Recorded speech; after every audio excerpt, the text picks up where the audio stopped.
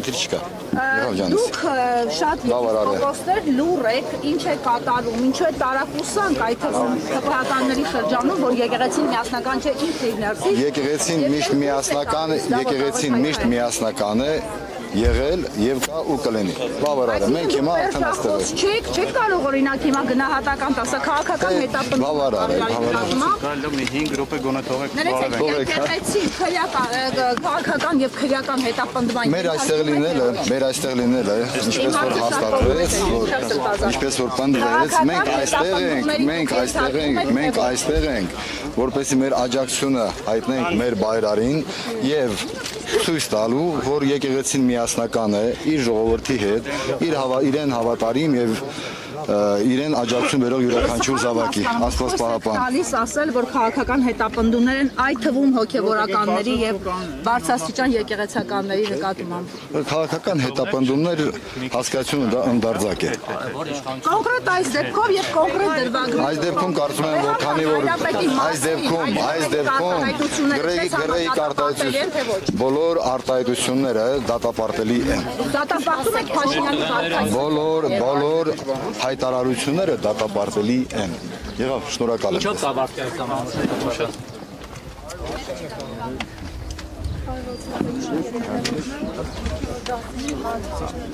Մի րոպե թողեք։ Կարապետյանի նաև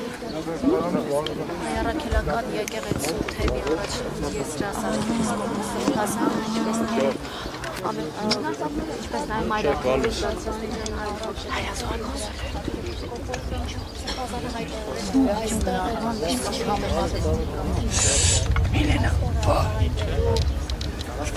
հազարավոր Ռուսաստանաբնակ հայերի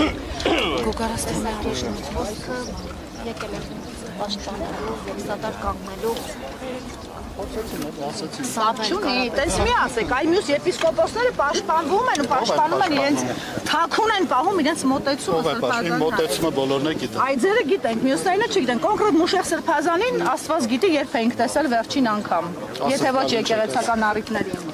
Խնդրում եմ հենց այս մասին խոսենք, 50-ից ավելի եպիսկոպոսներ մենք ունենք, ինչ են ընդամենի մի քանիսը սովորաբար խոսում, արտահայտվում, դատապարտում, ինչու նույնքան համարձակ չեն մյուսները, ինչը եկեղեցին եւ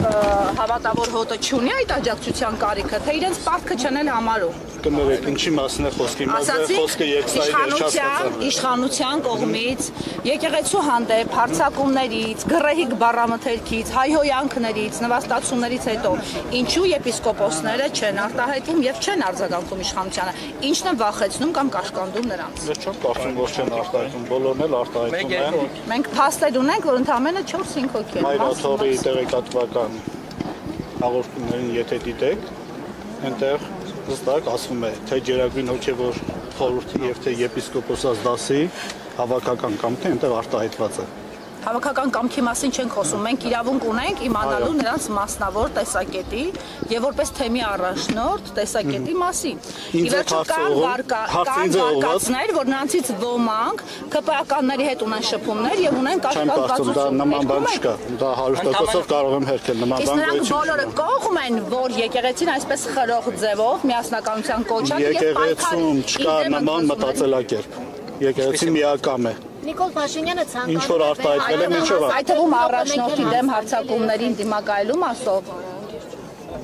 կներեք, որ մեկին պատասխանենք, ինչ է անհասկանալի։ Մայրաթորի դեմ պատերազմ է հայտարարված։ Պետք է Բավեհարանը ազատել կաթողիկոսից։ Նրան կհաջողվի արդյոք։ Նա ցնորամտություն։ Բայց մի անգամ 3 օրով նվաճել են իրենք այդ տարածքը, չմոռանաք։ Վեհարանը չի եղել, կներեք, դա վեհարանը չի եղել, դիվանատունն է եղել։ Վեհարանի վրա ոչ մեկ չի կարող հարձակվել։ Իսկ եթե հարձակվեցի, մենք տեսնում ենք, չէ, ասում եք չի կարող, բայց ամեն ինչ հերթով Վեհարանը կեցավայրը,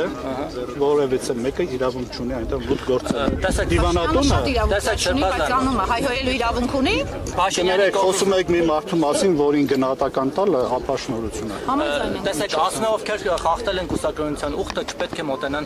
խորանին։ Եվ ասում եք չեք վիճարկում այս հարցը, որևէ մեկը չի քննարկում իմ ասածը ճիշտ է թե սուտ է։ Իհարկե հարցը թե ինչու որոշեցինք այդ հարցը հիմա բարձրացնել։ Արդեն դուք ձեր հարցի պատասխանը տվեցիք, ես ինչ ասեմ։ Այս դիսկուրսը ինչպես է լուծվել։ Խնդիրը կուսակրոնության խնդիրը դիսցիպլինի հարց է, կանոնական հարց է։ Դա աստվածաբանական դոկտրինա չէ։ Եվ նման հարցերը լուծվում է բացառապես եկեղեցում գոյություն ունեցող կարգապահական հանձնախմբի շուրջ։ Այս ընթացքում բազմաթիվ կարգալուծություններ եղան, դրանց պատասխանն է ձեր հարցին։ Այս ինքը ամեն մերկապարանոց հարցերին չեն կարող մենք իրական պատասխանել։ Եվ տեսեք, ասում են, այս ամեն ինչը հետևանք է նաև նրան, որ երբ որ օրինակ Սարդարապատ մուտքը կաթողիկոսի արգելվեց եւ լուրջ դիմադրություն չեղավ, դրանից հետո այլ հարձակումներ եղան, Սուրբ Պատարագին չմասնակցեց Նիկոլ Փաշինյանը, այսինքն դեմարշ կար անընդհատ եկեղեցու դեմ, ընդ որում հենց 18 թվականից։ 18 թվականից մինչև այսօր երբեք չի հանդուրժվել։ Իսկ ինչ է կարելի, օրինակ Սարդարապատից հետո ինչ արեց հոգեվոր։ Իսկ ինչ է կարծում, ինչ պիտի արվեր։ Եկեղեցին ինչ գործիքակազմն է որ աներ։ Չէ, գործիքակազմը եկեղեցու ինչ էր որ պիտի աներ։ Այսօր տեսեք դուք միասնականության եկեղեցին միշտ միասնական է եղել։ Այսօր ժողովրդի մեջ, բայց եկեք ընդունենք, որ շատ հոգեվորականներ կարծես եկեղեցին եւ կամ հոգեվորականը երբ ժողովրդի կողքին չեղել։ Բարերը ասում եք առանց մտածելու։ Բարը չենք ասում։ Որևիցե մի բան ցույց տվեք, հավաքներին ցույց տվեք, որ հոգեվորական չի եղել։ Սրբազան Մի պայքար ցույց տվեք, որտեղ հոգեվորական չի եղել։ Մի քանի հոգեվորականների չեն։ Ինչ որ դուք եք արել։ Այդ թվում Սրբազան որ պայքարին չեն միացել։ Ինքն մասնակցությամբ պահպանել է ամեն ինչ։ Շատ բաներ հարցակումներից հոգեվորականները պատնեշ են եղել, որ չի եղել։ Լավ կներեք, սպասում եմ։ Ձեր կարգավորած քաղաքական հետապնդումներից հետո կաթողիկոսը հրաժարական կտա, կհեռանա։ Բացառվում է նմանման բացառում է։ Մտերիցը տանեք։ Անշուշտ։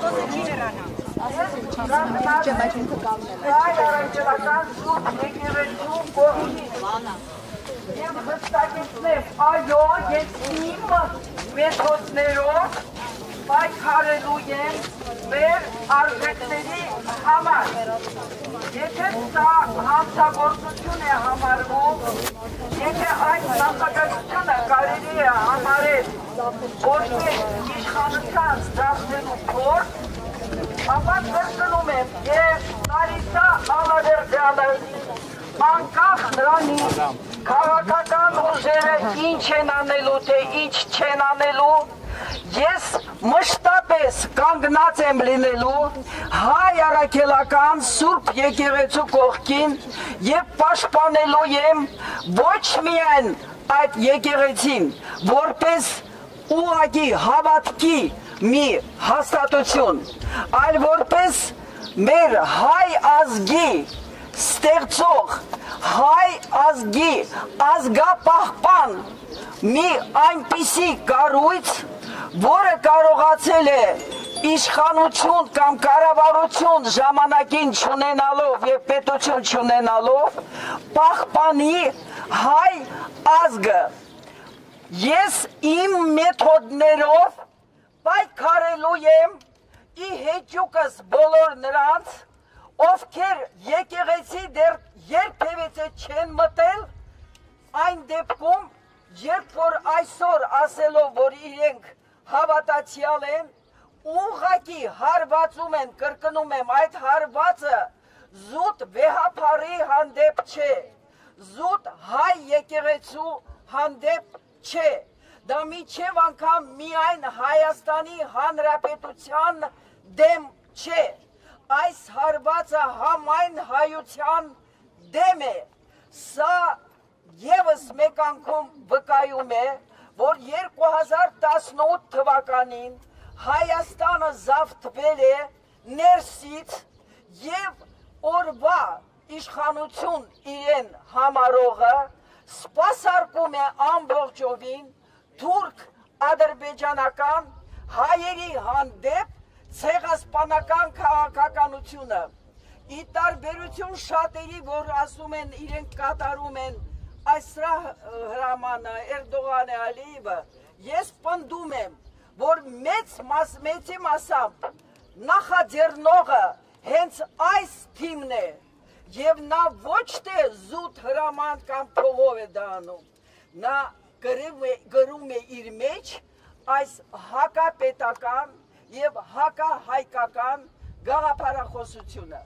Բոլորին դիմում եմ հստակեցնելով մի բան,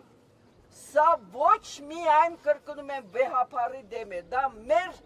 ամեն մեկիս եւ միասնական մեր ազգի դեմ է։ Կոչ եմ անում բոլորին ամուր մնալ իր հավատքի մեջ, ամուր մնալ իր քաղաքացիական խիզախության մեջ, ամուր մնալ մի հարցում, որտեղ զիջողությունը նույն բանն է, որ դու կանգնած ես դեռ կենթանի, բայց մեռած ես որպես էակ։ Շնորհակալություն, շնորհակալություն։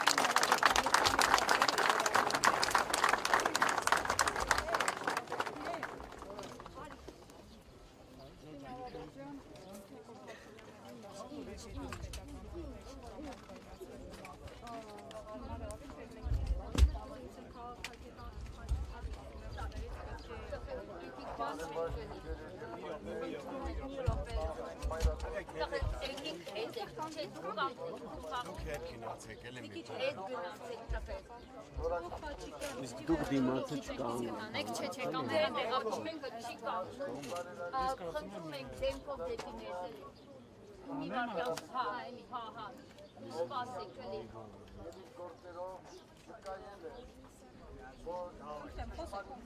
Մենք փաստորեն գնում ենք դեպի պաշտոնական բռնապետ։ Հայաստանում ստեղծվում է Սուլտանի ինստիտուտ։ Մենք հիմա կունենանք Սուլտան, որը կարողանա երբ ուզի, ում ուզի բանտարկի, ում ուզի մեղադրի, որ ինչ-որ հեղաշրջման կոչեր են արվել, որոնք տեղի չեն ունեցել։ Հետաքրքիր է, որ այդ նույն մարդիկ 18 թվականին դագաղներ էին հանում փողոցներ, ռադիոտան դռներ էին ջարդում, մենք դա հիշում ենք։ Փաստորեն այս անձը, պարոն Կարապետյանը, ուղղակի սատարել է մեր եկեղեցուն, նա որևէ կոչեր չի արել։ Պարզ է, որ Հայաստանը դարձել է տոտալ բռնապետություն, որով ղեկավարում է մի մարդ, որը անգամ adekvat վիճակում չէ, հոգեբանական վիճակը շատ լուրջ մտահոգություն է առաջացնում, դատելով իր գրառումներից։ Եթե այսպես շարունակվի, մի քանի շաբաթ հետո կարող է պահանջ ներկայացվի Թուրքիայի կողմից, որ որոշ եկեղեցիներից հանեն խաչերը, քանի որ դրանք ադրբեջանական եկեղեցիներ են, աֆղանական, նույն բանը ինչ որ արվում է